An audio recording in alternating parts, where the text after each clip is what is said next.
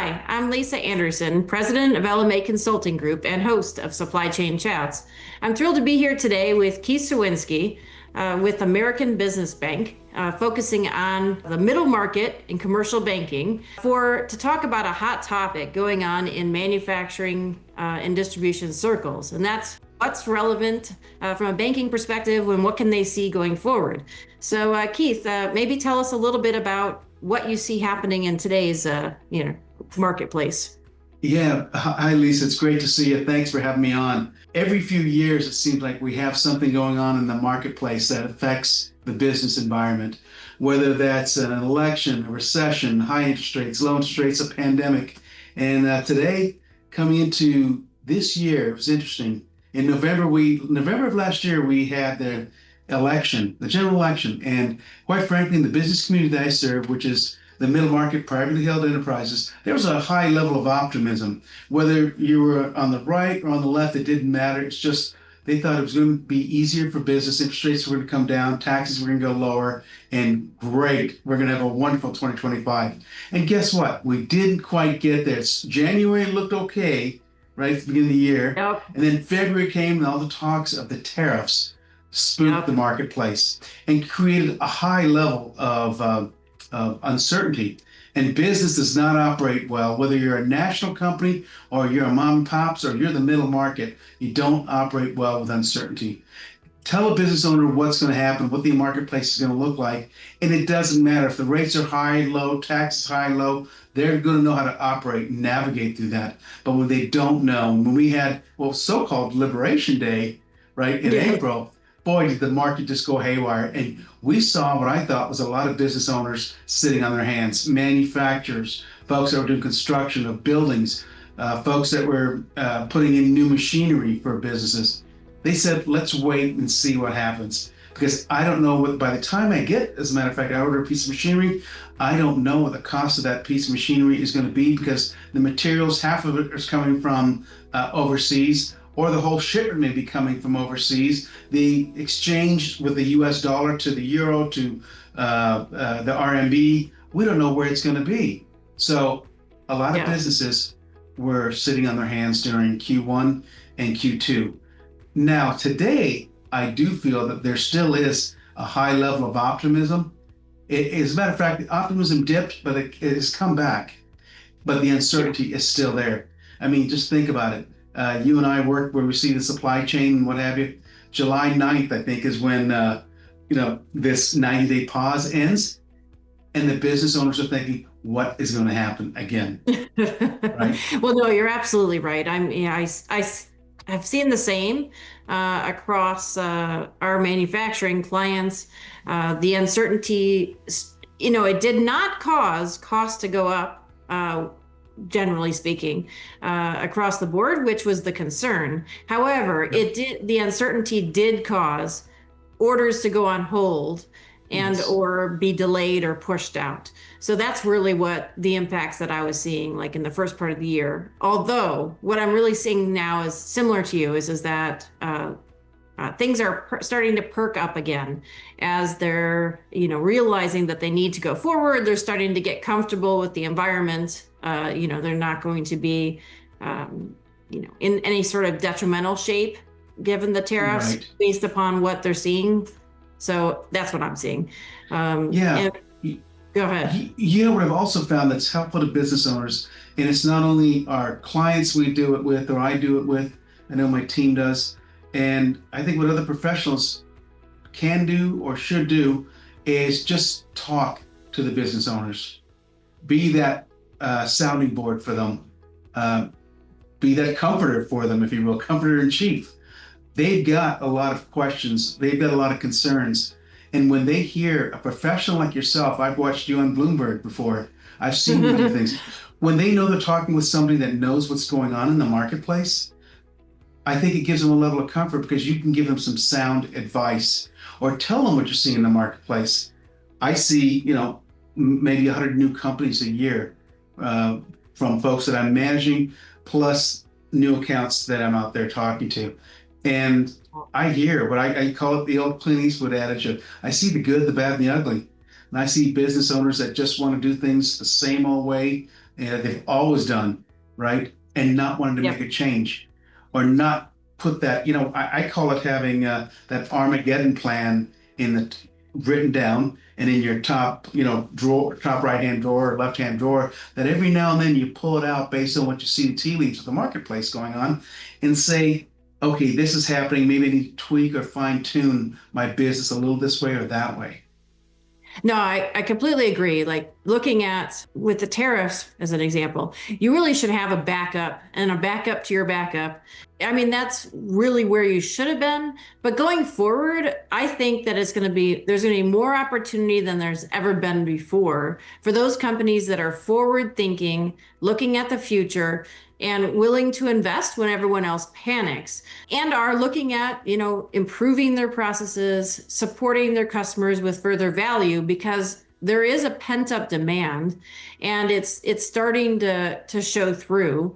And they really the folks who are willing to do the right things and not and be bold and brave, if you will, Yeah, will yeah. will thrive on the other end is what I'm starting to see. Absolutely. And we've got this new paradigm. Well, it's been around for a while, but it's just really more becoming more mainstream, and that is AI. And how can Yes. AI help a company be more efficient? So if they're paying more for labor today, if they're paying the cost of materials are more, the cost of production is more, how can they streamline operations or just be more efficient? And by the way, it does not necessarily mean we're replacing people with machines. It is just how can we do some things better and more efficiently. I completely agree. What I'm seeing is that in the smart companies, the ones that are going to be Yeah. successful, AI is not necessarily going to replace people. I mean, there's going to be quite a few people retiring over the next several years just Yes. because of the demographics. So they may not replace folks who leave who leave organizations and or retire. However, they're going to need more high skilled people than ever before because AI is only as good as the people who are, designing and making sure that Yes. like achieving the results that make sense for your business.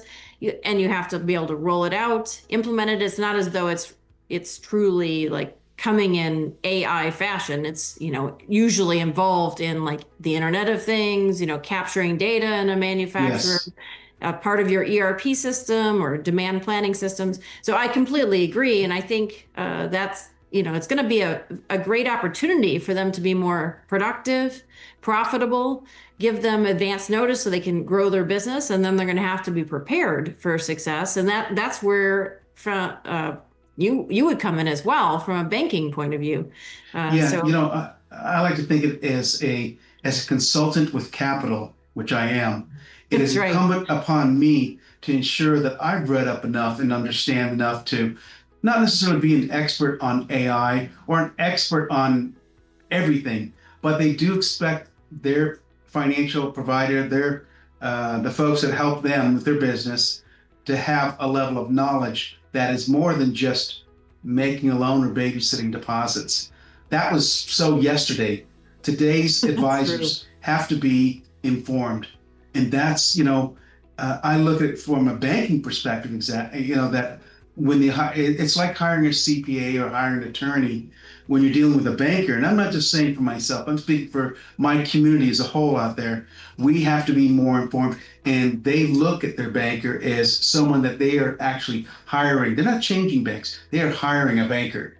They're hiring a Yep. professional to help them with their business, no different than they have like yourself. So I'm a big and a huge advocate of surrounding yourself by professionals such as your caliber and many others out there. So we had talked about what we saw in Q1. We saw a revision today. I think it was of GDP. Q1 was down a little bit more than what they had anticipated, but of course Yep. that was really because of the pull forward of all the product coming in. The Atlanta Fed has this ridiculous number. I think it's still north of 3% to 4% for GDP for Q2. So I mean, maybe you weigh them both together and see, where it ends up. But here's the thing that I Right. like is business owners still are remaining optimistic, as I told you earlier. So I think Q3, we're going to start to see things move. I don't think I'd be very surprised if Jay Powell, no matter what the president is calling him, what nicknames, and he's got a nickname for everybody. He doesn't know me, but He he's probably does. got one for me. But having said that, I think the Fed may make a move, certainly in late third quarter, possibly fourth quarter. We're seeing signs of all the anecdotal evidence shows that inflation, apart from tariffs, or even including tariffs, it's still going Yep. down. It's inching down ever so slowly. It's going in the direction they want. So I guess the question is, do you wait until you see the cracks, or do you become preventative, give it a preventative dose of medicine, right? And Yeah, absolutely. Chair Powell, I think, is suffering from what I think is a little concern of, you know what, I wasn't quite on the mark at the beginning in terms of when I need to raise rates. I said it was transitory before, then we went and quickly lowered rates, went the other direction with rates, right? We went up and we went down. And I think he just wants to be very careful, thoughtful, mindful, call it what you will, but he's being slow. Yes, yeah, you're absolutely right. Although I do agree with you. I've been saying all along that I think that the tariffs overall will be mildly inflationary. However, there's a lot of offsets when you look at the price of energy, because it's come down a lot, and it's throughout, it's used throughout all products, and it powers the supply chain and Yes. logistics.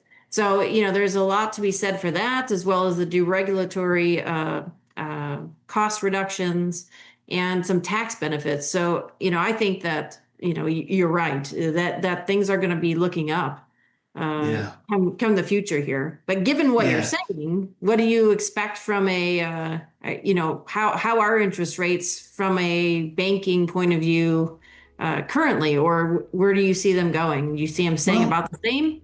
I think, unlike sort of what happened when the Fed lowered interest rates, started that interest rate cycle to cut rates, they lowered it about 100 basis points. And guess what? The 10-year Treasury on the long end went up 100 basis points. And you're like, well, what happened?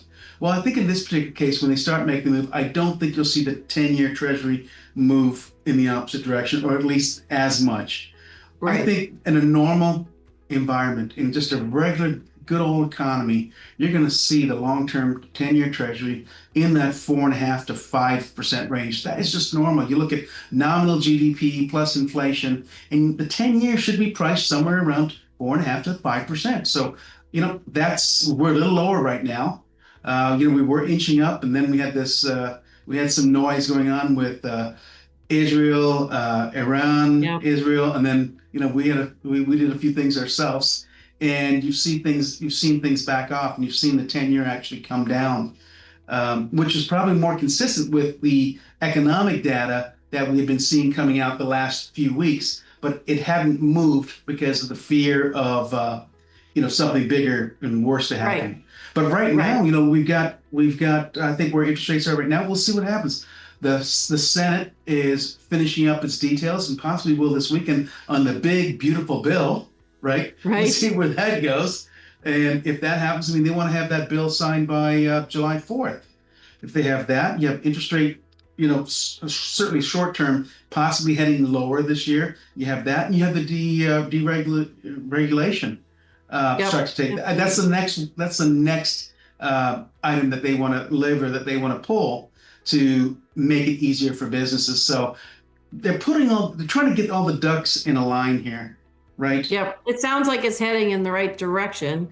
So I guess one last question, and to wrap things up is what would you say companies should be doing to be attractive from a banking standpoint, so that they can make sure that they get the capital they need to Yep. fund the growth and fund AI, et cetera. Yeah, well, that's a great question. I'm in the business of taking in money on a short-term basis, cheap money, and then I lend it out over a spread of a couple hundred basis points. That's how I do it, and I make money. You would think by when folks are borrowing, but I don't want everybody to be borrowing. I don't think they should be borrowing. I like to see companies that have a healthy fortress balance sheet, that have ample levels of cash. And guess what? They do have that line of credit, but it's in their back pocket, and it's there for them to use it strategically. If you've got to use, and the last year or so, as interest rates have been up at 8.5% prime, and now it's 7.5%, but I say, gosh, who wants to be borrowing $1 million, $5 million at 8.5%? And that's just prime plus zero, right? We strongly encourage companies to keep their liquidity strong, keep their lines free, and be ready and be nimble and be able to. So you have a business opportunity to acquire machinery or acquire a competitor, then you'll be able to go to your bank with all the strong cards, all the strong suits that in your hand, and say, this is what I'm thinking. And strategically, you will work with your banker to figure out, how do you make this work from a cash flow perspective, collateral perspective, repayment, and how do you get that balance sheet in great shape again? Those are the things that business owners should be doing. Looking forward, again, keeping that balance sheet looking strong, and cut the fat. Unfortunately, where you may have to. Those are tough decisions that CEOs have to make, and then I don't envy the position of being on the other side of the desk where the CEO or CFOs, he or she, are sitting, and we're having these conversations. Nothing can be a sacred cow. But today, I talk about that, and some of those sacred cows, tend to be people, and that people don't want to let people go, because we understand middle market, privately held enterprises, everyone who works with those companies, the business owners usually know them pretty personally. They know them, they know who they are, their family. And so it becomes like a family. It's really hard to let go, but they need to be mindful of the future of the company and ensuring its survivability and its thriving capacity by ensuring that you have the right people on the buses. Joe Calloway talks about having the right people on the bus in good to great. Yep. I think you should always be measuring that, right?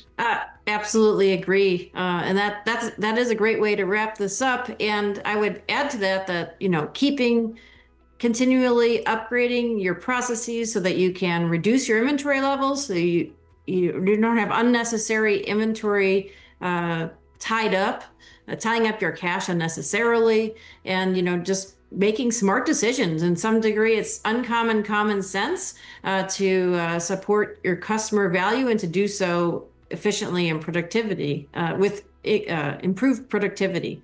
So, well, thank you, Keith. It's been very valuable, and we'll circle back again in the future. I appreciate it.